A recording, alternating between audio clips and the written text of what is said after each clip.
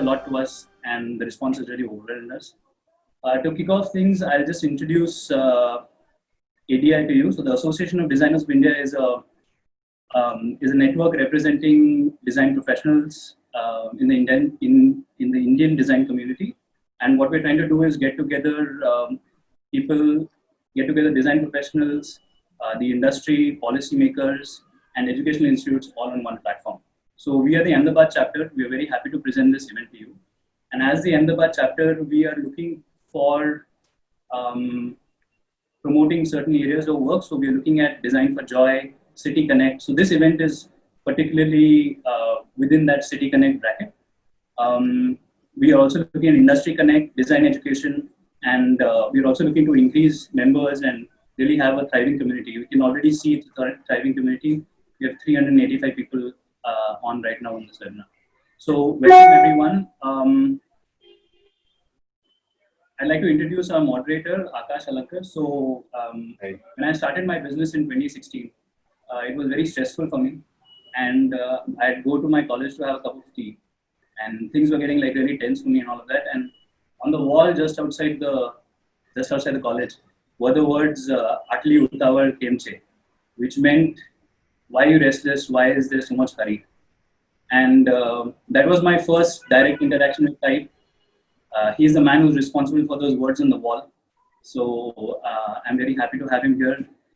He's an illustrator, he's a design educator, he's a typographer, but to us, he's just a friend. So welcome, Akash, and all yours. Thank you so much, Salil. Yes. Thank you so much. Hello and good evening, everybody. Welcome to this ADI webinar, which is hosted by its Ahmedabad chapter and sponsored by the Indian Type Foundry. In today's subject, what we are trying to do here is to capture the many worlds of type in India. So if you see typography and the diversity that it holds a very strong visual culture in any Indian city. So right from when you see local signboards or say billboard advertising or to political graffiti, we are trying to address these issues over here. Through this webinar, we aim to celebrate the diversity of Indian scripts and the languages and its importance to the world of Indian typography. We also aim to steer a sustained discussion towards the very world of Indian type and the direction it takes and as it moves forward. So yeah, so I am Akash Halankar, your moderator for the evening. This discussion is going to last about 45 minutes, which will be followed by a Q&A session. If you have any questions, please feel free to send them out in the Q&A chat, and please try to avoid the main webinar chat. So let's start with this webinar, and let me welcome our first panelist over here, which is Tarun Girdher. Hi, Tarun. Hi. Hi, everyone. Thank you for joining in. Absolutely. So, as you all know, that Tarun is a principal designer of graphic design and the activity chairperson education from the National Institute of Design. Personally, he has been my mentor throughout NID, and I have had the joy and the pleasure of working on various exciting projects with him. To all the students who don't know about this, Tarun there is a little trivia about Tarun. So Tarun has this beautiful office where he collects a lot of unique things, and every time you go to Tarun's office, it's like a room full of unique objects, like it's like a room of requirements that you see in Harry Potter. So yeah, so welcome, Tarun. Thank you. So happy to have you over here. So next, let me introduce you Sarang Kulkarni. Hi, Sarang. Hi, Akash. Hi, Sarang. Yeah. So Sarang, as you all know, is a type designer and a calligrapher from Mumbai. He's the principal designer at White Crow and also a co-founder at Ek Type.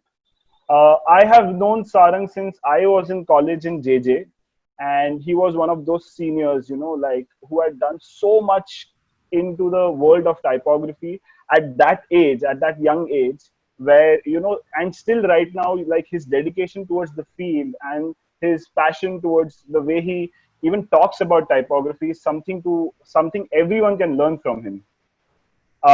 In 2019, Sarang was also inducted in the prestigious Oleographic International, also known as the AGI. So welcome, Sarang. It's Thanks so a lot. nice to have you over here. Thank you. And next with us, we have the one and only Hanif Kureshi. Hi, Hanif. Hi. So Hanif is an artist and a designer working with street art and typography. He's also the co-founder of the Street Art India Foundation. I guess all of us have seen a lot of street art work over the past few years where we have seen Hanif and his team beautify the walls of our cities. He is a phenomenal artist where his work has been exhibited at prestigious festivals like the London Design Biennale, the Venice Biennale, and also the Centre Pompidou in Paris. I have worked with Hanif during my diploma project here at NID, and he has also mentored me in this entire world of public art. So thank you for being with us over here, Hanif. Thank you for having me. Thanks everyone. Yes, and this panel, I could not be happier because this is such a powerhouse panel, and all these three individuals over here have had such a huge impact in my life and my career choices also. So thank you everyone for joining in, and I would like to start the first poll question now. So we have around close to 488 attendees, and still rising, 90 now. So can we shoot off the first poll? Anshu?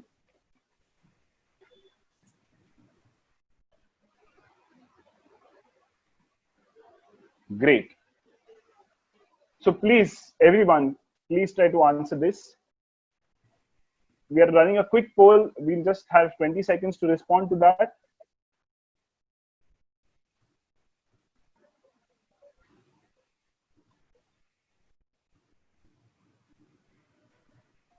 Great. Wow, so we have our poll results over here. So we have 61% students here. Hello, everybody. Great. So at a later stage, we also have a special guest with us, and I will reserve his introduction later.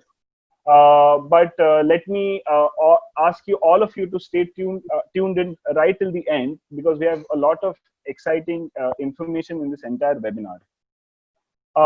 In case, like for the ease of this entire seminar, we have divided this into three specific segments. The first of which is typography in education. We have typography in commercial projects and typography in public spaces and art. Right. So let us start into this discussion and go into the first segment itself, which is typography in education. So let's open a discussion in this, and I will direct my first question to you, Tarun. Hi, Tarun. Hi. So my first question is, how does typography, as taught in design schools in India, today capture the diversity of Indian scripts? Okay.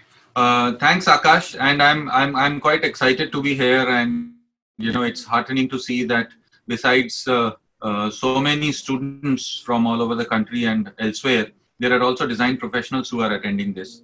So, to my understanding, typography has three major parts of it. One is, of course, the designing of the typefaces itself, which we want to discuss.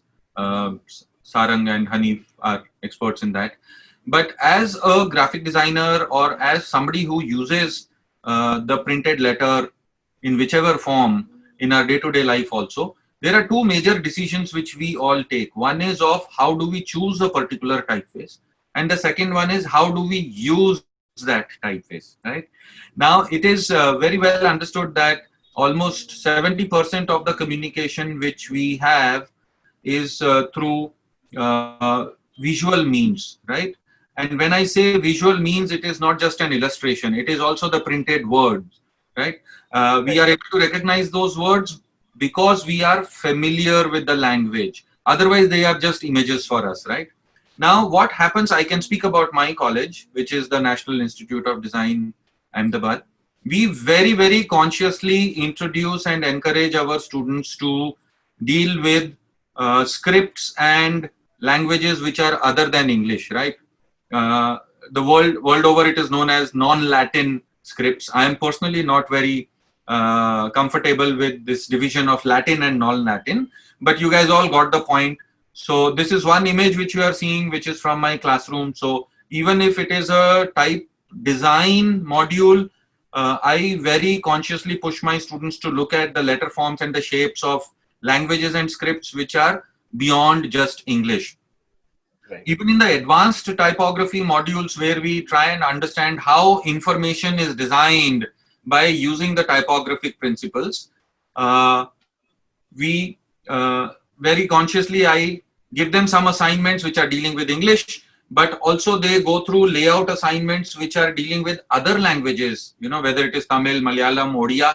And this is where I would like to draw the attention of all our, you know, listeners today, that there is a very unique and distinct difference between Latin script, which we use for English, German and other languages, and our own Indian scripts. No, we've all grown up, even when we were younger in school, we were making PowerPoint presentations and all.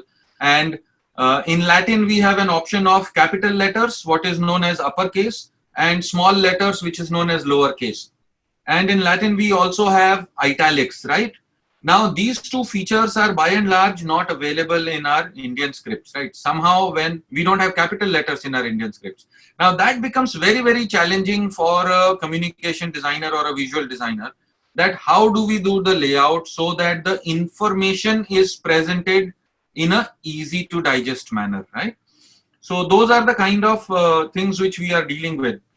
But yeah, so this example which you see on the screen is a good example of how typographic principles are used to create a certain information hierarchy. So whenever we respond to any layout, any piece of graphics, anything which is done, you know, we absorb information chunk by chunk, layer by layer. And that is where typography plays a very, very important role, that how do you arrange the information on the page or on the format, whether it is a website or whether it is a printed ephemera. The example which you guys are seeing on the screen is a A3 size photocopied front back leaflet kind of a thing which introduces the library. But it's very, very easy for each one of you guys to recognize that how information is organized, right? And how typography, capitals, bold, all those kind of things, the basic principles of typography, which we say, are put to good use, right? So the user, if you are in a hurry, you just see the headline. If you have more time, you go into the details of the text and things like that. Yeah. Yeah. Thank you, Akash. Thank you, Tarun. So you spoke about the written word and the familiarity with language, right? So I would want to ask Sarang over here is, what is the difference when you see when you're designing for a language that you know and when you're designing for a language that you don't know? Thanks, Akash. I'll say that when you're designing the font, the language, knowing the language is not very much important, but knowing the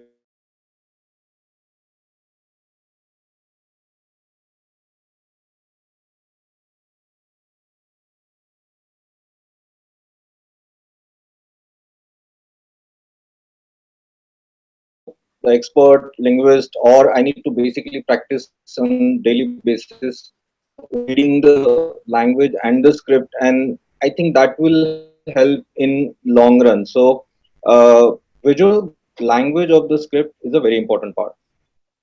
Right. Thank you, Sarang. Like, this is so much informative. I would also like to know that, you know, like, Sarang, you studied commercial arts at JJ, and, you know, what tools did you use to, like, did you have to become a type designer that you are now? And what would you have wished that you would have studied back then? So at JJ, I got introduced to fundamentals of design and advertising.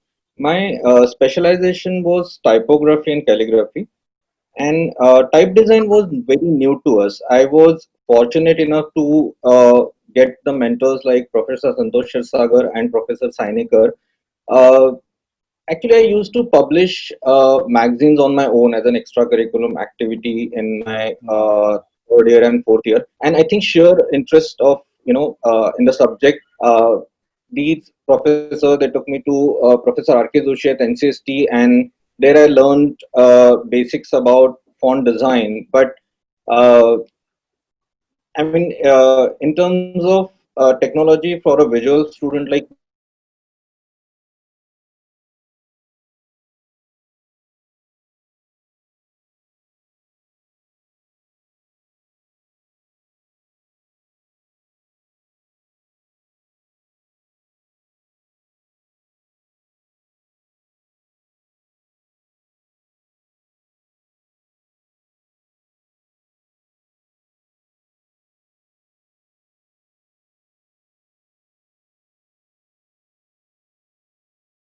I think students when we are talking about, type design and workshop. Absolutely, absolutely. And I think Tarun, one of the very important things that I have learned when I was learning under you is the fact that you should keep on practicing whatever art that you have. Like the way you do your hand lettering. So I think that that is also a very important part when it comes to self learning in a situation like this, to keep on getting better at your own style. So if I may just add, Akash, Sarang has made a very, very important point, typography, and within that, the designing of typefaces is a very, very complex activity in itself, right? And one needs to have a huge amount of passion and drive to pursue it. But yes, there are two parts of it. One is if we ignore if we keep aside the language or the spoken or the heard language part aside, if you focus on the form, there is the shape and the form of the letter forms which Sarang was talking about. That is one aspect of it, the visual language, what he said. And the other part is how do you make those letter forms work on your computer or whichever technology you are using it, right? Right. So that is where a lot of programming and all those things come in. And both these things need to be, looked at. So especially for our young students out here, if you are interested in type design, if you are interested to take up this subject anytime in your future, please do not be afraid of putting ink marks on the papers. Start drawing, keep drawing, keep drawing, keep drawing. At the same time, do not be afraid of embracing technology, because that is a ubiquitous reality which we have around us, right? But go ahead and keep drawing. My friends here have put up a image for you guys. I don't know where Akash pulled this image from my Instagram. So this was earlier last year. I had fractured my right shoulder in a very freaky road accident, but I could not.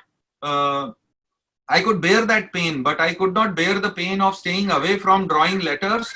And I had started drawing with my left hand, you know. And over a period of time, it helped me manage the pain of the body, So that is the kind of connect which you should have. It doesn't matter which tool, it doesn't matter which surface, but just start building up a new affair with letter forms if you want to. Thank you. Thank you so much, Tarun. That's some great insight. Now I want to come to Hanif over here. So Hanif, that you have done a lot of work in type and type with relation to space, right? So I would like to ask you that what were the essential things that you would have thought that could have been covered in academics that would have helped you right now in the kind of work that you do?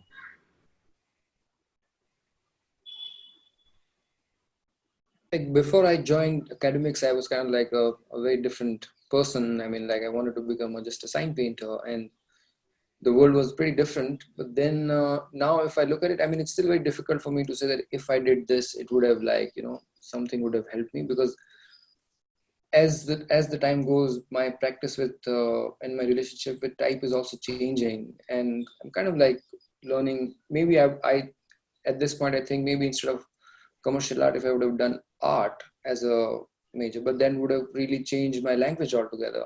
So there is like a journey which kind of everybody has to go through to understand that.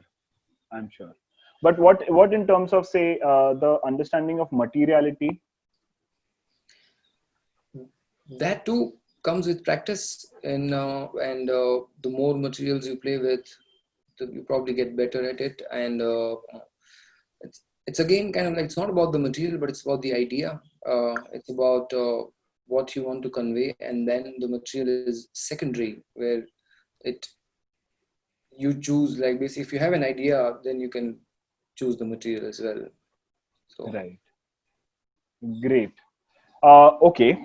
So now, what I would like to ask you is that, so what do you think about type education through alternative mediums? I would like to have each and every one of you to like give me like a remark for this kind of for this segment. So type education through alternative mediums. Okay, so Sarang is going first. I would like to invite Sarang because they've done some really amazing work, which is very, very significant outside of the structured college and classroom. So I think if everybody knows that Akshara is an organization which is working towards Indian scripts and calligraphy. So we have developed some calligraphic books and 9 languages, and we wanted to basically add more scripts and make it like a foolproof Indian language manuals kind of thing. But apart from this, we really think that everybody who is interested in learning type design, they should actually work or intern minimum for 6 months or a year with someone who is senior or with different type foundries across India. Apart from not just drawing, they should actually read and practice letter forms, because this is something which, if you see on the screen, the letterbox is our in-house initiative which we draw it at a tea time, where everybody gets a single brief and they draw letter on their own script. So this helped us in understanding the different script nuances and the structures, and so many beautiful forms. What you see here are, I mean, just amazing.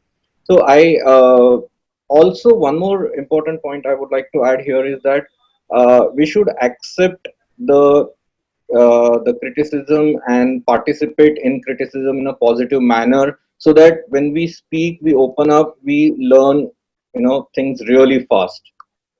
Yeah. Thanks, Sarang. These are some beautiful work examples. Okay. It's a teamwork, by the way. Yes, and looking at this, I actually immediately remember about Tarun's 365 days, 35 days of Gurumukhi. So Tarun, could you tell us about your experience? Like, we know for sure that you have such a beautiful Instagram handle and you share so many informative things where all your students can learn so much about it. How did that come into play?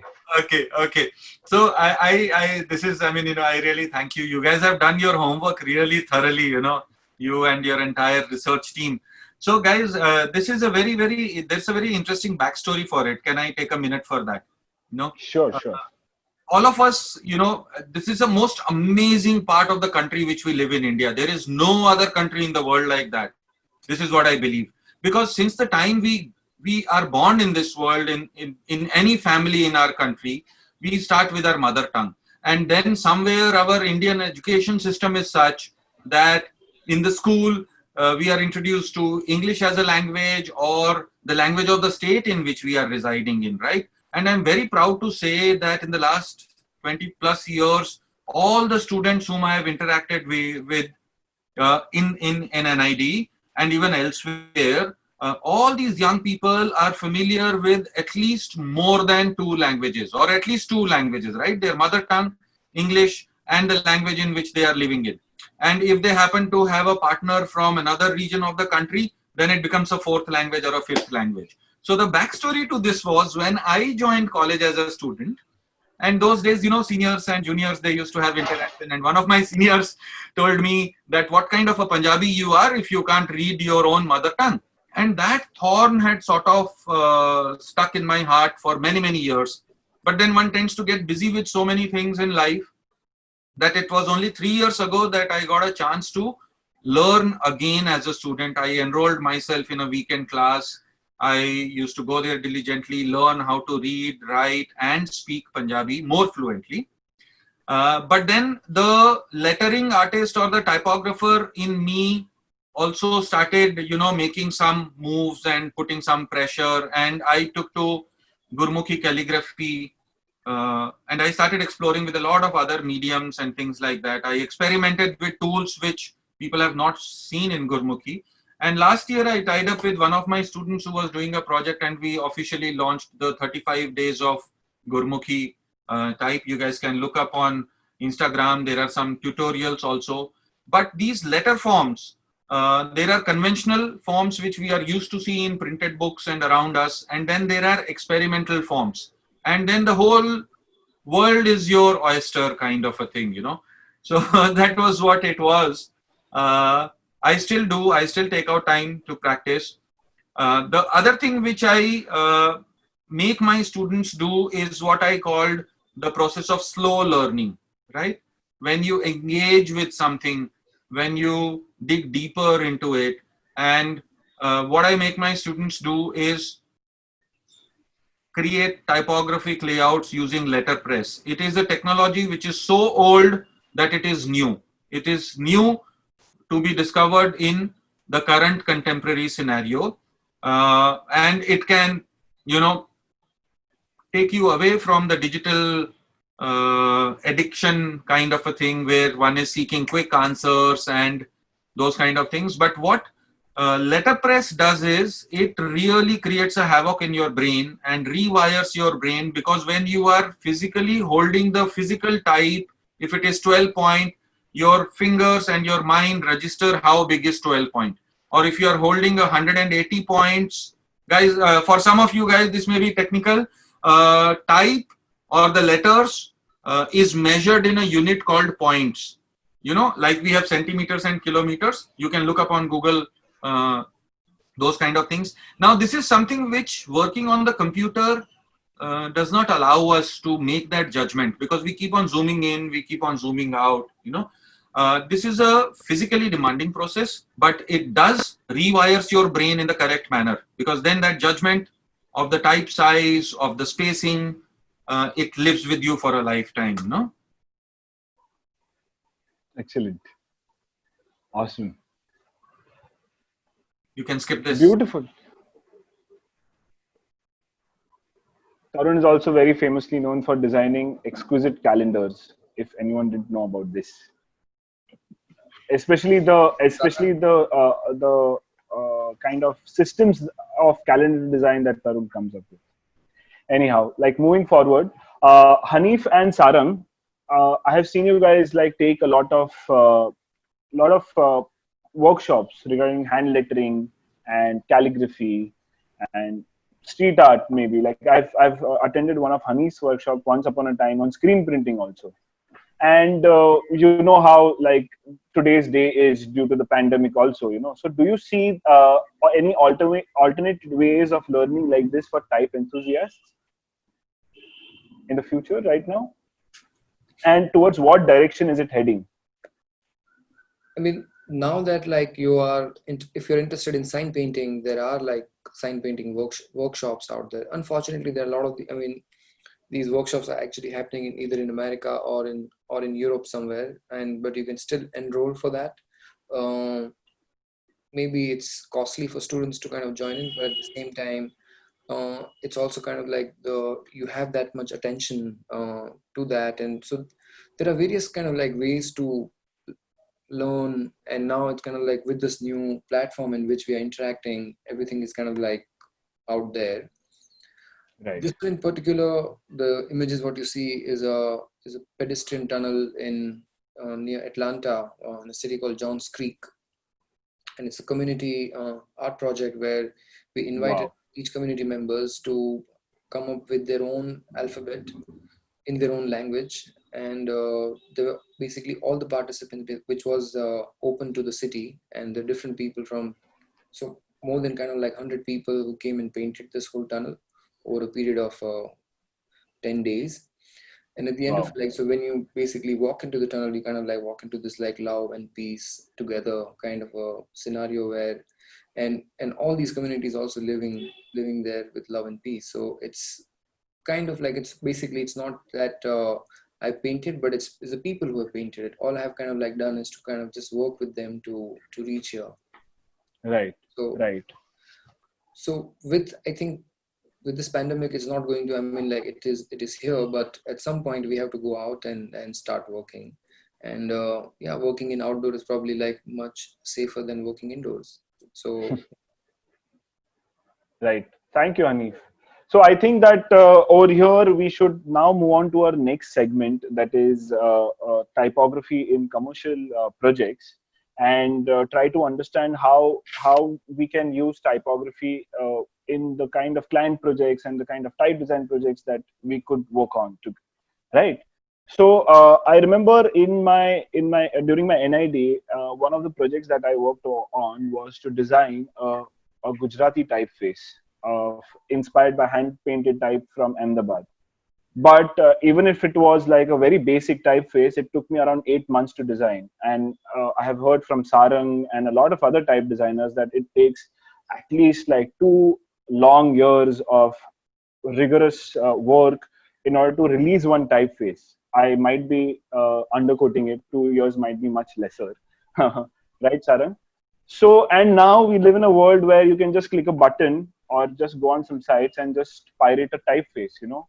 So, what keeps you going to make more typefaces, even if people are pirating it and they are getting, you know, like you are not getting that level of appreciation that you should have gotten, according to me. So, what keeps you going, Sarang? Okay, so when you mention the time factor for the typeface, it depends on the whether you're designing a single font or single weight font, single script font, or you are designing a multi script font with multiple styles. So definitely multi-script font and multiple styles will take time. But yes, the piracy is a big issue. Yeah, it's there, and that is one of the reason I think we decided to make our fonts open source, and it's free for people to use. There are many motivations, and I think when I was in NCST under Professor R.K. Joshi, he said that if there is a gap and one, if there is a need, one should fulfill or work towards it. So in Marathi, there is a phrase which says "Kami tithe ami." So if there is a less people, then we should go and help them out, kind of a thing. So I think that is one thing which keeps us like motivated towards what we do. Secondly, uh, when you get up and see your fonts are in daily use in newspapers, in shop boards, in advertisements and memes and Instagram, everywhere. So that is I think that is very satisfying, for a font designers, because if you see, font has a larger shelf life, and finally, like, we enjoy the process, because when you design something on paper, and it gets converted with the help of technology, it becomes a font and people just simply download and use it. So that is, I think, helping us out. And motivation, yeah, there are some custom projects and things are around, so it's we can balance it out. And yeah, it's a teamwork ultimately. And Sarang, looking at the fact that there are a very like handful of type foundries here in India, how do you see an opportunity for the emerging type foundries right now, or the people who want to work in type? Uh, so if you see in last 5 months, I heard that the digital development has multiplied in not multiplied enough in last 5 years, but in 5 months it's crazy. So somebody said that rightly, that India is larger than the world. So with so many languages and the script, we have enough thing to do. Okay. So there are many opportunities, many projects. Many times we get project only to customize Latin fonts. So it's just not Indian scripts, but including Latin. There is a lot of scope. Lot of small brands are coming on internet, and they want to reach out to people. So I mean, when I started, it was very I couldn't find a place to join in 2002, and in 2007 when I got like a Vodafone project, I realized that okay, this is like it's slowly happening, but things are moving digital. So that was the, I think, the advantage for type designers, with the help of technology and collaborative efforts are making, us to sustain, as well as I think it will help lot of people in future. Thank you, Sarang. Now, as you have explained us the opportunities, let me like ask you like a very dangerous question. What are the issues that you have faced?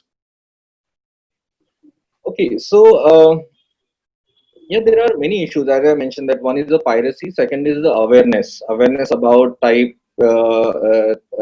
legalities, type, purchasing types, or technicalities of using type, installing type, or keyboard issues. There are many, and type design educations. We have many script, but we don't have a type design education. So these are the issues. Okay, but slowly, I think institutes are working towards it. People who are going abroad, studying, coming back, and taking, type design sessions, training people. So we think that even if there are issues, there are solutions, for it, and we should focus on that. Will help a lot. Right, right. Thank you, Sarang. Thank you so much. So here, now coming back over here is like Hanif. I first saw you or like saw your talk when you had come to NID at in 2011 for Typography Day. I think Tarun was also. You remember Tarun? Like yes.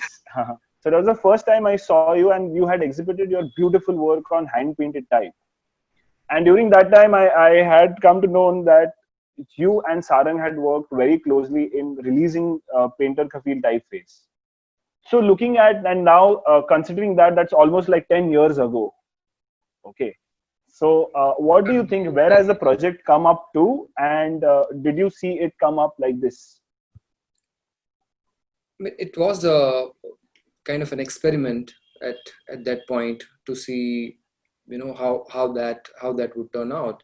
And the reason why I made a video, because I was shy of public speaking, and I thought maybe it's better to kind of like make a quick 10-minute video and say everything rather than kind of like me talking. But then kind of like after that, it gave me a confidence to kind of like also come out and speak after that particular talk at Typo Day. And then kind of since then the project has kind of like also been pushing and doing things. And when me and Sarang worked on it together, Sarang offered that he would be like happy to digitize it, and then he worked on this project, and finally we had this beautiful typeface which is out there. And Kafil, the guy who designed it, is also kind of like became a really popular with the font, and people kind of like even abroad, like in all these European American designers also know of him as a like that there's a sign painter like him. And that's because of the like how this whole project has taken off. So since then the project is kind of like doing okay. Honestly, I have not been able to given so much time to it lately, but I have been kind of working at the back end, trying to put it back again as a more of like a hand painted type Foundry, where we will be kind of like releasing more just a hand painted display typefaces inspired by Right. Indian street graphics. Right. Excellent. Coming to Tarun. Tarun, you have worked on a lot of institutional projects. I remember your RTI logo. You know, like all of these projects. How do you take type decisions for these projects? Okay, so it is actually more complex and layered than it sounds, because finally when we look at any logo, and the most recent baby in the market is the Vodafone Idea logo, right? It appears to be so simple, but any design decision which we take, especially in the area of communication design, the logic and the rationale behind that is very complex, because there are so many parameters. I am so happy that you are showing this page. So while in this screen you would see that there are two components, right? One is the logo and the other one is the text identifier. I'll come straight to the point. Now this was a particular project which was and I'm very thankful that I got an opportunity in this lifetime to work on this kind of a project. This is a very unique project because it did not have any commercial interests. The logo was designed for public consumption. It was to create awareness amongst the people about a certain activity or a certain scheme which the government had, right? कि आप 10 रुपए आप एक plain कागज पर अपना request लिखो, pay 10 rupees and get the information from the government. There are very few countries in the world which has this kind of a right to information system. Now, coming back to the kind of factors which influenced my decision was that this particular logo is going to be up there everywhere on the walls of government offices or public health center and things like that. And neither the government machinery nor the designer would have any kind of control on who is going to paint this particular logo on which wall. You know, what is the skill level or what is the kind of money involved where a local artist or a painter is given the job. Or even when, could you please go back to the previous slide? Or even when different states of our country are going to use this RTI logo, the word right to information ya Suchna ka adhikar or whichever language script it appears in, that is going to change from state to state. Now, one of the factors which influenced me was what is known as the KISS principle, KISS. Keep it simple and straightforward. I did not want a bottom of a pyramid government officer or a clerk in a government officer to get bothered about ये कौन सा typeface है, अभी ये कहाँ से ढूंढें, वो image CD में नहीं मिल रहा है and things like that. So my take was that every government officer had access to these typefaces designed by CDAC, right? Even though now when I look back at this project 10 years later, I say, okay, fine. It is not about the aesthetic balance between the different scripts and the typefaces. Like what Sarang and his team has done, I wish I had access to, Mukta or that kind of a multi-script typeface, and I would have recommended that. Us time par my approach was that do not overburden the government person who is going to use the logo. CDAC ka typeface is with every government officer, with every government office, use that, but now if I would have done that, I would have gone to Ektype and, and now that they have also completely bypassed the issue of piracy and made it available on a platform like Google Font. And at the same time, the non-designer in a government office also has access to Google. They are also technologically or computer-wise a little more literate. So then I could have taken that chance कि चलो distortion नहीं होगा. But one important decision when we do any kind of identity project, especially in this case where things would have been painted on surfaces, the effort which a designer takes in taking the decision is largely governed by the fact that bottom of the line distortion will happen in terms of reproducing or replicating it, but can my decision reduce the margin of distortion? No? Right. Thank you so much, Tarun. Like, these are very great insights. I truly understand when you say that you have to take into consideration so many hierarchies and so many things in order to come up with a perfect solution. I would like to break for a poll question right now. So Anshu, could you shoot us on the next poll? So what model of paying for typefaces would work best for you as a design professional? That's the poll for us right now. We have 20 seconds. This would be a very interesting poll. Akash, would you like to explain the difference between subscription-based and one-time purchase? Because we have a lot of students out here. Sure. So subscription-based meaning a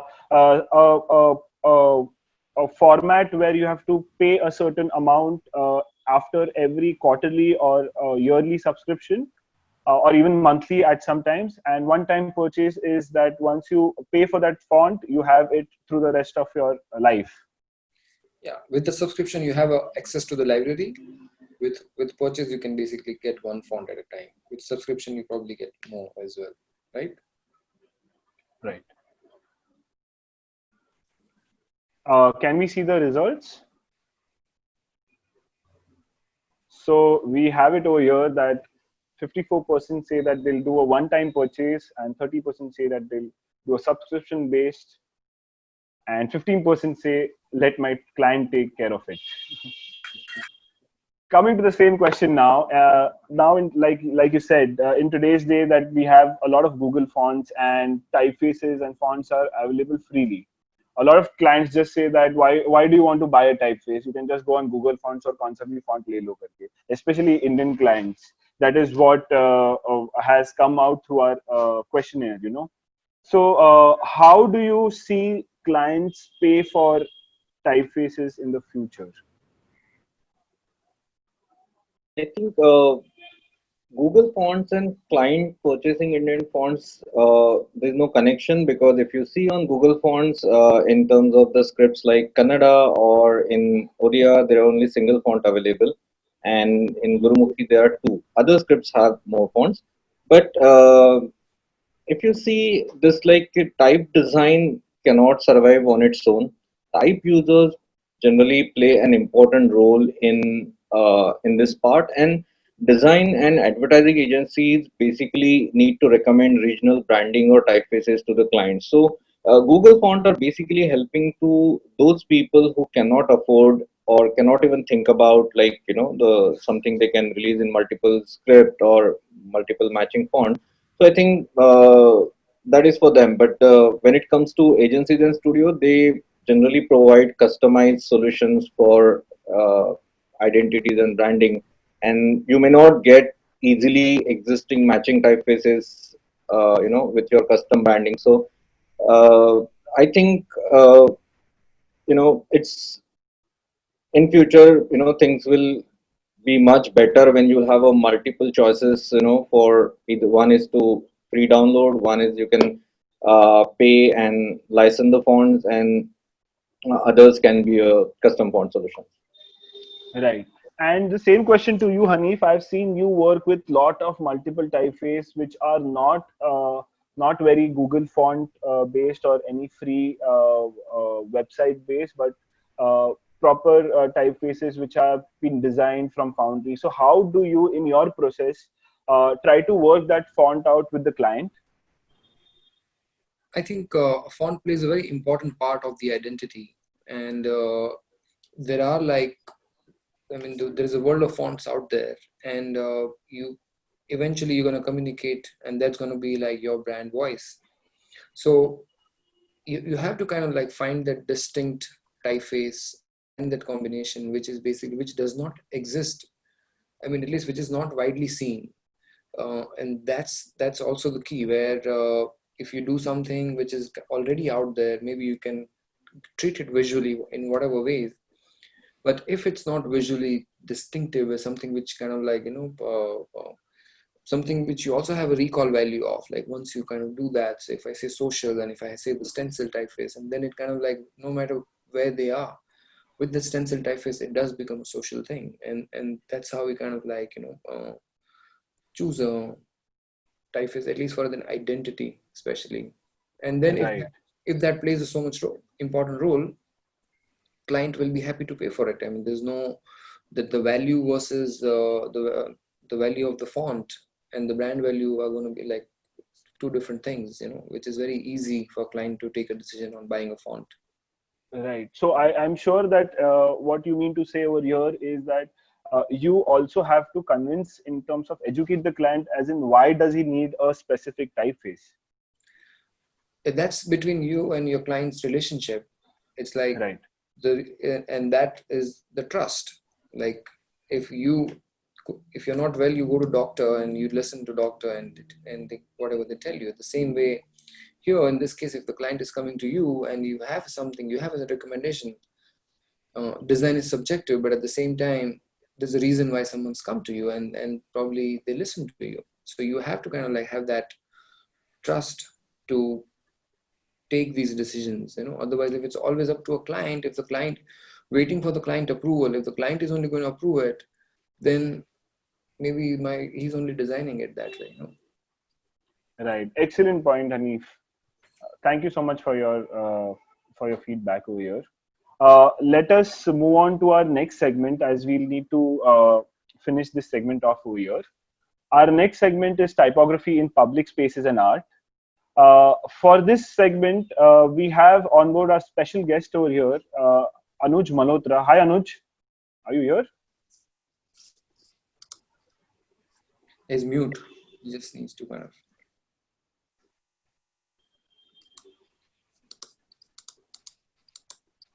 Hi, Anuj. Are you here? He's here, but he's on mute. Right. He needs to Unmute himself. unmute himself.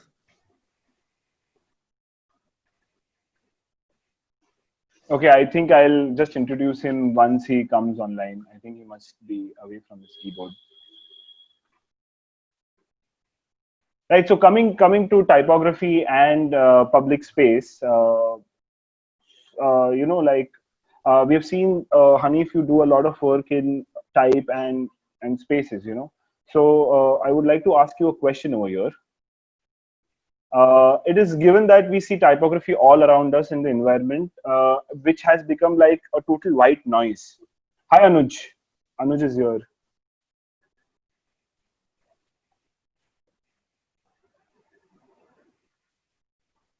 I think he's traveling someplace. I think we'll get him in a while. Coming back to the question again, we see a lot of white noise when you see a lot of typography in public space, right? You have boardings, hoardings, advertising, political graffiti. So how do you stand out of the clutter when it comes to public spaces? Sure. If we can have the Amritsar project here on screen, I want to talk about like how to declutter the street, and that's the project which we did where in Amritsar there were like lots of on the street. This is a street close to a heritage monument, and it was full of flex boards and all different kind of like clutters surrounded by it. And what we did is this was under a Girdher project, which was basically heritage and redevelopment of these Indian cities, where we worked with the local sign painters and we replaced the boards of all the shops, removed and made the whole street as a flex-free street, where this is like done by for the local sign painters and for the city. And the whole point of this exercise was to kind of like put the Indian script on top and have the like English as the secondary language, which was different in the flex version. And here the whole point of this was to kind of like at least bring back that little bit of heritage which is there, and what matches the area versus like these flex prints. So it's kind of like one of the way to kind of decluttering the whole space. I mean, this is one of the ways in we can do it, but the whole impact of this is on a different scale, where you walk into the same street before and after and you see there's a huge change, and all that change can just happen with removing that excess branding all over around us, and that's what the cities have become. So we need to kind of like, if we get rid of flex prints in the city, it'll be a different landscape altogether. I'm sure that we should do something about it in the rest of the cities. I mean, there's nothing we can do about it, but at least that's we also design those typefaces, and we kind of like also those are also being printed and put it up. But you see the inspiration, you can see that's come from also Ballu Baji, which Sarang has designed. You see Sarang Lovely, the painters were kind of also given these things, and they have taken that inspiration from there as well. So yeah. And looking at all of this, Hanif, I see that you have a lot of international appeal in your work, but at the same time, your work has a very Indianness to it. How do you balance that out? I don't know, but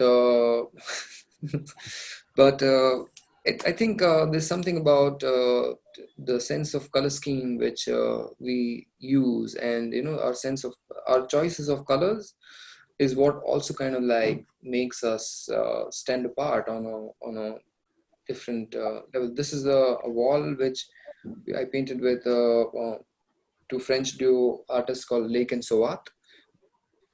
And it's kind of like since the hand painted type has begun, hand painted type, I've been kind of like more than making fonts. I've been also going around with hand painted type to different places and see how this like Indian sensibility putting in a different environment, like what does it like, feel like. And that's so it's kind of like turning more towards art projects than to like, what earlier the project was about, kind of making fonts. So yeah, there are these different aspects of the same Indian sensibility can be taken in different environments. Beautiful work, Hanif. Thank you. So how do you consider collaborations, and looking at the scale of the projects and the kind of scale that you work in? How do you look at collaborations? So this particular image, what you see, this is a script called Saurashtra. Saurashtra is a script from Tamil Nadu. And these are the people from Saurashtra in Gujarat migrated to Tamil Nadu back in the days, and they developed their own language. So I am from Saurashtra, and I collaborated with Shiva Nalaperumal, who's from Tamil Nadu, to kind of like have this collaboration where I've asked him to kind of like work on this script which he designed to be fit for the neon. And then we displayed just the character sets of the script to show like, what goes on. This, what you see is at the London Design Biennale. Wow. The person you see is Suman Jayakishan. He's the one who designed it. And when he did it, he kind of like asked to participate in this. I did it with my wife, Rutva Trivedi, as well. And we both worked on this project, and she kind of like rigorously worked to put this whole it's kind of like a pieces from different Indian streets put together. Beautiful. So yeah, I mean, and most of my work is collaborative, so I would like to kind of work with people and and see what can come out of it. Beautiful. I think we have Anuj with us now. Anuj, are you here? Yes, I'm here. Hi, Anuj. Please let me welcome our special guest over here, Anuj. Yes, Anuj is a senior planning consultant at the Sabarmati Riverfront Development Corporation Limited, and he looks at urban rejuvenation of the Sabarmati Riverfront project. Now, before we get into detail, Anuj, I have a few interesting questions for you. You have been planning a consultant to the Riverfront project. It's a very prominent public space in Ahmedabad. So please, could you tell me about the process involved, especially when it comes to communication design that goes with such projects? Okay. So right now we are actually evolving the project. The project is in evolution, and we are currently sort of looking at the urban planning scenario and kind of looking at the urban planning, kind of evolving the urban infrastructure and the urban planning of this entire place. So we have not yet looked at communication aspect of it. We are actually working now. We have a branding and marketing team which has very recently been kind of established within the Sabarmati Riverfront Development Corporation, and the marketing and the branding team is responsible for setting up the communications paradigm for the entire SRFD project. And in that communications, we are currently looking at so marketing does become a very important aspect while we are looking at having a fantastic real estate kind of project here, and therefore the communication of that to a very large kind of stakeholder group is important. That is one. And secondly, also reaching out to the local people and the local masses for them as a public space is also important. So we are we are just starting to work on it. We have not yet kind of looked at it in detail.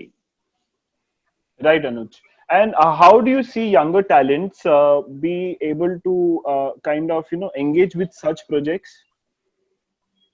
like if suppose there is a student who wants to work with the say wayfinding system of the riverfront project, so how can a student come into the proper channels? Sure. I think before I can actually give a good answer to that, I must say that the government sector generally does not does not has not traditionally ever done outreach very in a very professional manner. They generally don't focus on outreach. They generally only focus on the program itself, like the hardcore technical program, and that's where most of their work lies. And therefore, communication has always taken a backseat in the government. So, but I don't want to, uh, deject. I don't want to create a bad thing for the younger generation. It's not such a bad case because now governments and I know a few of the multinational, big companies and the government companies who are actually actively looking at graphic design, communication design in a very serious manner. And some of the metro corporations are an example for that. So I would say that there is a little bit of a curve there. I wouldn't say that getting in would be like absolutely simple and you could just get it inside very easily, but I would say that there is a little bit of a curve there. But nonetheless, in case the young talent does want to try, there is enough space and there is enough kind of bandwidth for the government to hear them out. Although I would just say that because this is a seminar focused on typeface, I would say that the government doesn't really look at typeface, but I would say the government looks at communication and graphic design and typeface being part of it. So in case the young talent wants to come, they're most welcome, I think. And please get in touch with me or with our marketing team, and we can look at how we can build the communication design for the Sabarmati Riverfront Development Corporation in a collaborative manner and also in a mutually beneficial manner. I mean, it would be fantastic to actually find out from the young talent. In fact, government at most times is not very educated as to what is going on in this in this sector. So it is great for the government to also get educated as to what the professionals can bring to them. So that I would say would be a welcome thing. Thank you so much, Anuj. That's excellent. I'm sure like a lot of young talents will surely approach you in terms of their projects in the future. Most welcome. Yes, coming to Hanif. Hanif, how do you engage with city administrations when you're proposing a street art project? Because I've seen that you have worked extensively with the Street Art Foundation, where you have approached city administrations. Hmm. City is a very complex thing. Sometimes when you're sitting on a road that's probably owned by PWD, then the footpath is probably like owned by a municipal corporation. Then you kind of like cross into some, and like there's an electricity department's kind of like pole, and that's area which they kind of like maintain. Like the Lodi colony which we work in Delhi is divided, like one half of it is South Delhi Municipal Corporation, the other half is like New Delhi Municipal Corporation. Then we have CPWD, which is kind of like, which is their property. Then we have to go to Delhi Urban Art Commission. Then, I mean, we have to kind of like go through, I mean, we realize that these are the bodies, this is what their role is. And it took like almost a few years for us to understand. And I still say that I don't understand completely in terms of how does that work. But somehow with time and experience and kind of consistency, the more projects we have been working with government, it's becoming much more easier to work with government, because they also have a sense of understanding and that you have this track record of art projects. And it's a very sensitive issue, because I may take a wall and I get a lot of calls very often about saying we want to do this launch campaign, we want to do this, that we want to kind of like do basically advertising on the wall. And that's not really what we want to do. We do not want any kind of like we just don't want it to become this glorified advertising form of like having these brands on. And we kind of like resist, and that's why these bodies exist in the city to make sure that there is that is being used for any kind of commercial benefit, because there is no difference between this and the ad what you see on the tracks of the railway, Right. So it is a rigorous process, but I think there's a reason for it, and if you work towards it, it can kind of like get better. Right. Excellent, Hanif. Tarun, I have seen that I've seen the way you are passionate about typography, and you being a resident of Ahmedabad, like you have seen street art and typography all throughout Ahmedabad, looking at wayfindings, the way things are displayed. So what do you feel, and how do you feel typography in the public realm can play an important role? Tarun, you're on mute. Sorry about that. No. I think you already answered that question. That typography and the written or the printed or the painted word plays an important role in how we interact with our spaces which are around us, right? Now, what is happening in any city in India in the 21st century is a mix. It's a confluence of many cultures, right? Now, how do we use typographic messages in public spaces to develop a certain sense of ownership amongst residents of that city? This is a big question to answer, right?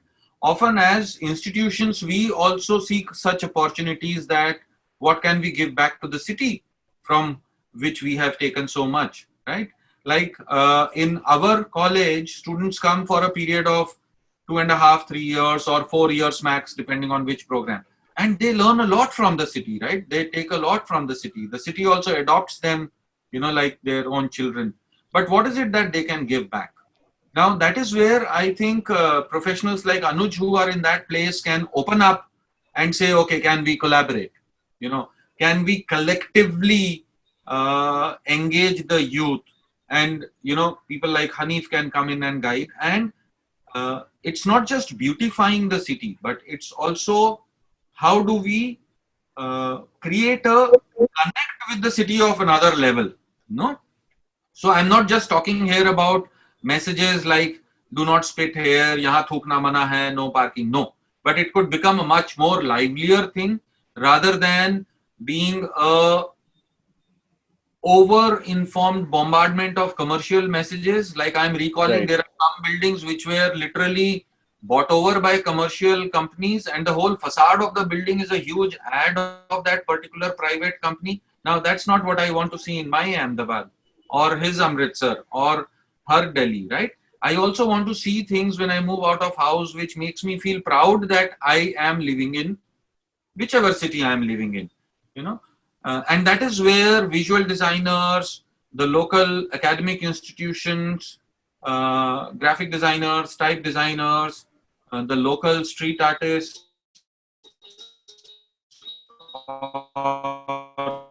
I don't like the name street artists, but the local painters or the local artists, we can all come together and, sort of celebrate that. And I very well empathize and understand what Hanif was saying, that he and his team had to literally take permission from, so many different departments. But what would have happened if for a moment we imagine that these departments says, guys, this city belongs to you. You guys live here. Tell us how you guys can help us in beautifying this city. Right. Yeah, So can I interject here? Sorry, I just want to say a small thing on Tarun, what just Tarun said. Sorry to butt in. So just about a year back, I was the advisor to the J&K government, and we put out a tender for doing the entire signage of the water transport system which I had designed for Srinagar city. And I put out the tender thrice actually. Mm-hmm. Unfortunately, none of the good design firms came forward from all over India, and that was the time when the 370 hadn't been taken out. It was a time when the 370 was still in. And so national tenders were a very difficult task to put out from the government. But still, I managed to put out a national tender for doing the signage for the water transport system. Unfortunately, we, in spite of putting it thrice on the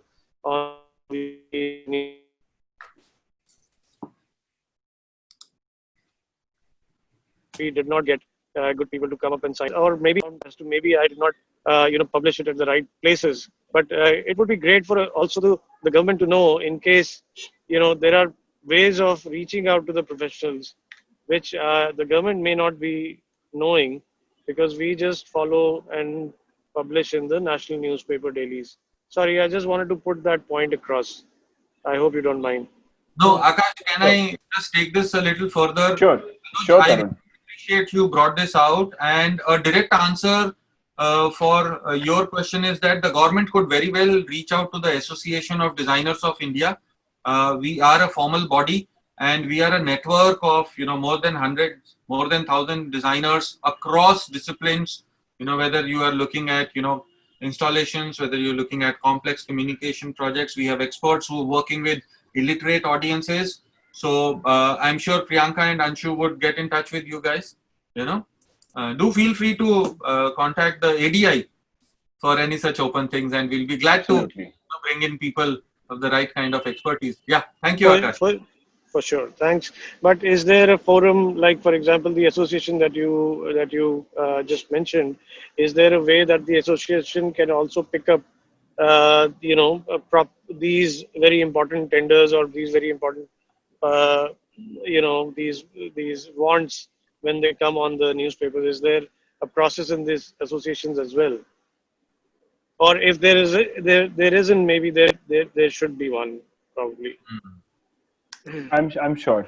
I'm sure it'll be there. Anuj, we can get into the details much further. Right. Hanif, there is also one very important question that we need to ask you over here, is that how do you look at technology and typography coming out in the public space? Is it a means to interact more with the people right now? Using technology and typeface? Technology in the public art space. I mean, we are taking a baby steps towards the public art when it comes to public art. Our public art is still like, still like just the statues and things which was kind of like been done by, the Britishers and like whatever was there, thing of the past, and mostly like statues.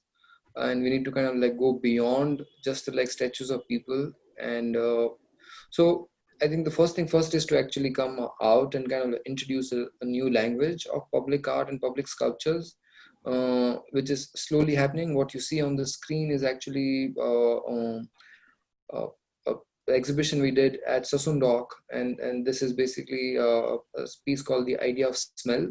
Because it was at a fishing dock, there was so much smell around it that and this is the first room which you entered, and I wanted basically viewers to think of the smell when they read the word, like whatever the like word you read, and you probably have the smell stored in your brain. And as the viewer basically gone through this whole net of smell, it actually the mind kind of releases. If I'm telling you the smell of first rain, you remember the first smell of first rain, and that automatically comes to your mind. So it was a kind of like a little bit of mind game. In this, there's no technology which is being used for this, but it's kind of maybe a different kind of materials and working with different set of like textures. Beautiful. Yeah. Thank you so much, Hanif. Thank you. Now, I guess that I will have to close down this session because we are almost up for time. But I would like to get all of your closing remarks on the same. I would like to start with Sarang. The question over here for all of you is, what is the future of type in India? I think, I mean, I don't know why this question is there, but if you see, type is everywhere, from letterpress to even, digital, and it will be there. So for communication, scripts are required. So no doubt there's a future. How people come together and collaborate and do the projects is important. But definitely the need of type or anything related to type will, even from education, is equally important. Thank you so much, Tarun. Tarun, what do you think is the future of type in India? Well, I am a hardcore optimist, right? And I think the future of type in India is very, very bright. We got political independence some 70 years ago. We are now at that stage where we are fighting for our cultural independence as well, right? And hats off to people like Sarang and Satya and Girish and all these young people who have devoted their life to designing typefaces. Let me just help you guys connect a few dots. Typeface is not just about the typeface or the font which we select on the computer. It is deep rooted. It is connected with my own cultural identity. Who am I, right? And how do I recognize who am I? It's actually an irony because right now I am speaking in a language which is foreign to me, right? So please pardon me for that. You can make memes later on that. But the fact is that when we look at our food, when we look at our dance, when we look at our costumes, we think that these are the indicators of our culture and what our cultural identity and roots are. But ubiquitously, unconsciously, we depend largely on language, which we are speaking, which we are reading, which we are listening, as a very, very subconscious but very important component of defining our cultural identities. And I'm really, really excited as a design educator because 30 years ago, we had very few Indian scripts and those were also designed by foreigners. But now we are living in very, very exciting times, and I have inside stories of how Sarang's studio and other studios, they have to reject a lot of applications because they don't have so many people. But a lot of our young students are also consciously wanting to work on Indian scripts and also on topics which are dealing with us as Indians. And the future couldn't have been more exciting and more promising than it seems to me now, right? Of course, I mean, we are on the way. We've covered a lot of ground, but there's still a lot to go. Like when we look at an Apple phone, hardcore, imported technology, hardware, everything, but they have now so many Indian scripts, and people are typing in their own mother tongues. You can't translate jokes in English, right? It just loses the flavor. But now people have started communicating in their mother tongues more often. Why? Because those typefaces are available, because those scripts are available technologically. So I am very excited about a very, very promising future of typeface in our country. Thanks, Tarun. I have one point here that a lot of people think that we need to survive Indian scripts or languages, but if you look at it in the whole world, there are around 7,000 plus languages, and if you see the statistics on internet, you will see that around uh, 6 languages comes in first 20, 6 Indian languages, and around 9 Indian languages comes in first 40 languages in the world. So I don't think so. We should worry about it. So India is always, matters in numbers. So we have, because of the population and the intake, there will be a lot of demand in future. Awesome. Hanif? Bright. Future is bright.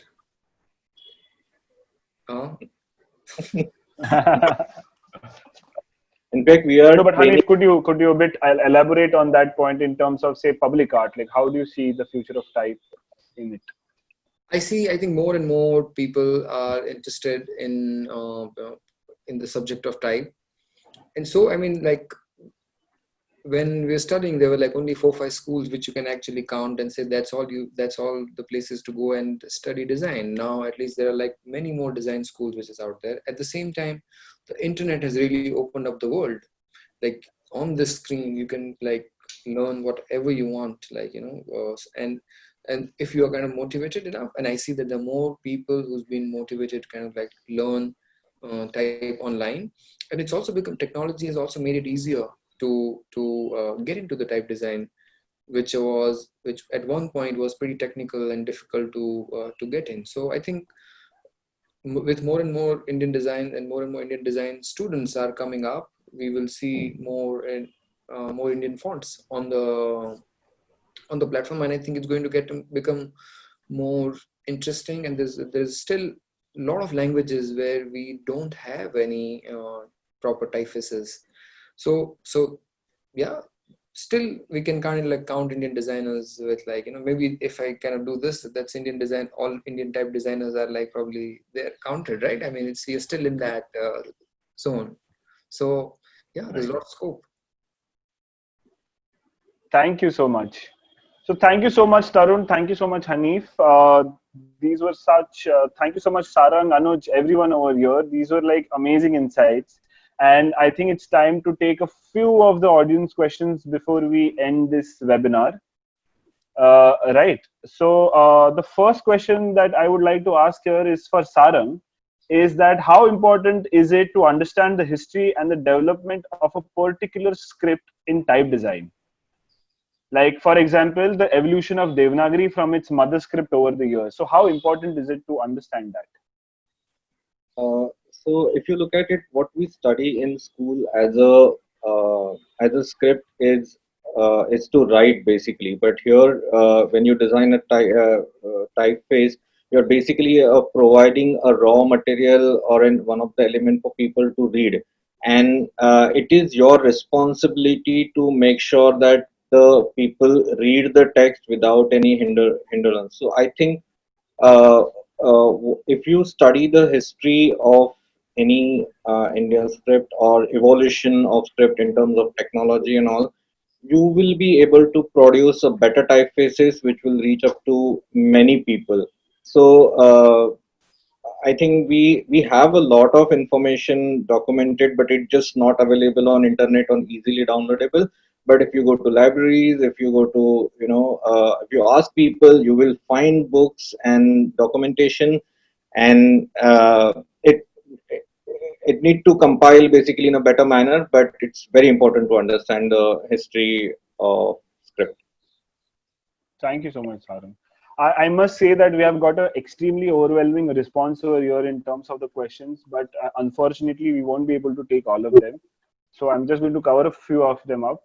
So there is this one question that has kept on coming for a long time for us. And Tarun, I think you would be the best person to answer the same. So it said that breaking and distortion of typography is a trend right now. But is it okay to compromise readability just for the sake of design? Is this a trick question?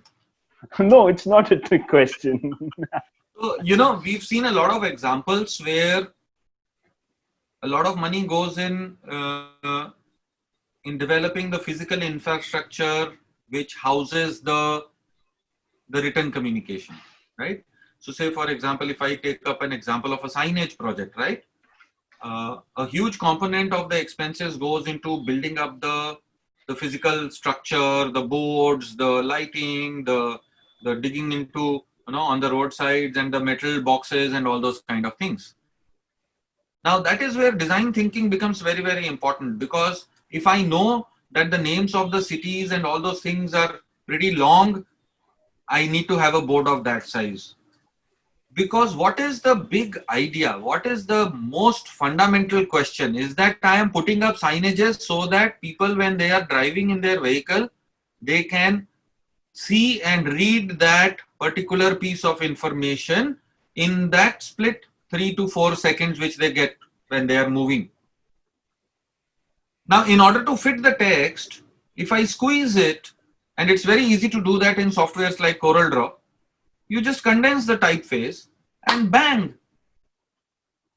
I mean, it just doesn't work like that, right? So it is not a trend. Even if it is a trend, it is an ugly trend. It is a criminal act, because the basic purpose is getting defeated. कि आप वहाँ information डाल क्यों रहे हो for the first case, so that people can read and get informed कि इस right side में ये जगह है. But if you are distorting it, then what's the point? So please do not do this. And I have been also seeing a lot of questions in a lifetime, we can only learn X number of things. But then there are other experts, and then there are other professionals who are trained and who have the experience to do those things. Go out and hire them. Design is not an expense. Design is an investment. So if I am a product designer, but I don't know anything about typography, I better go and collaborate with a typographer or a graphic designer, pay him what he is worth for, right? And the same is happening in other disciplines also. If I have a clot in my brain, I don't go to a general physician, right? I go to a specialist. The same is going to be the future in our profession also. There are experts available. We need to go and reach out, and we need to respect them, their time and their cost. No? Thank you so much, Tarun. I think this would be one of the last questions over here, and this one is to you, Hanif. Is that the one thing in typography that you think the design community took seriously? One thing in typography that design community took seriously. Yes. Very difficult to answer. Like what? I don't know what design community is doing actually.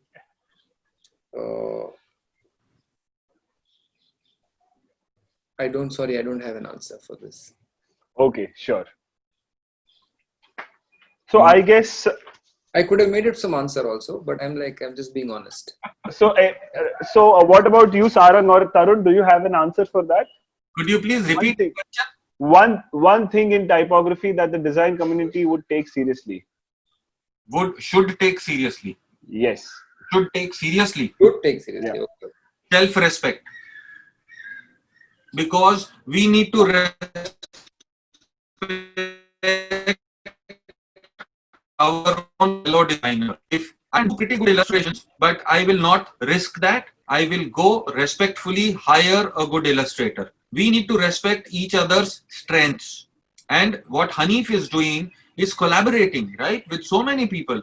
Why? How is he able to do that? Because he is respecting what the other person is able to bring. So one single thing which the design community needs is respecting each other's expertise and open-heartedly, fearlessly collaborating. Then only the non-designers and the clients will start respecting us as a profession, right? Oh, yeah. Thank you so much. Now I actually understood the question actually, which is that what they should take seriously, what designers should take seriously. Okay. Right. I think is to the balance of work and life. At times, sometimes being part of design, like for me, like my work, my life is kind of like there's some kind of blurriness in between. There's like that, and taking that.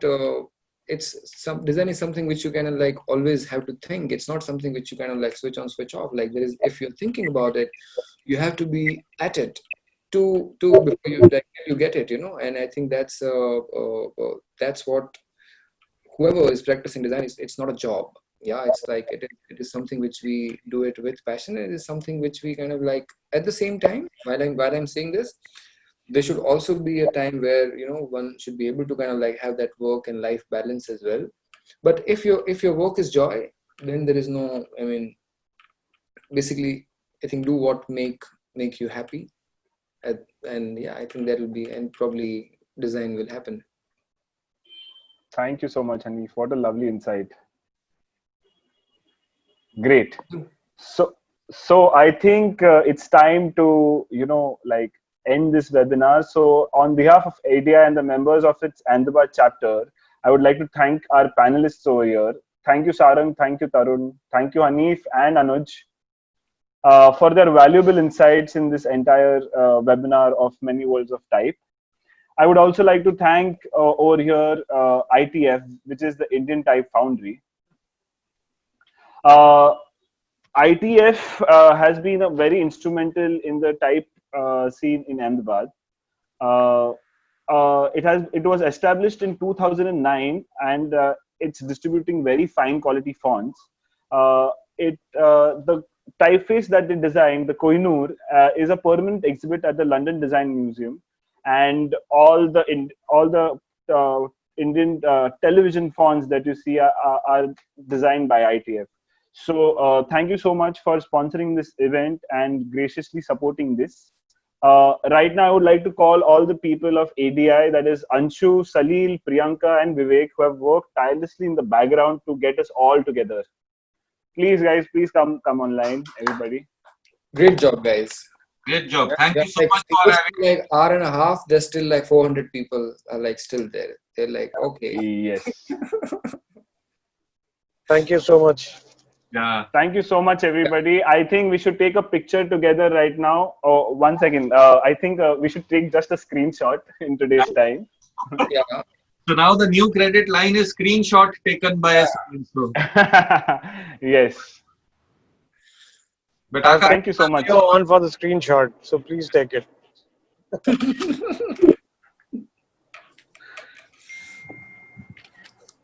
Great. Thank you so much, everybody. Thank you, everyone. Thank you for joining us.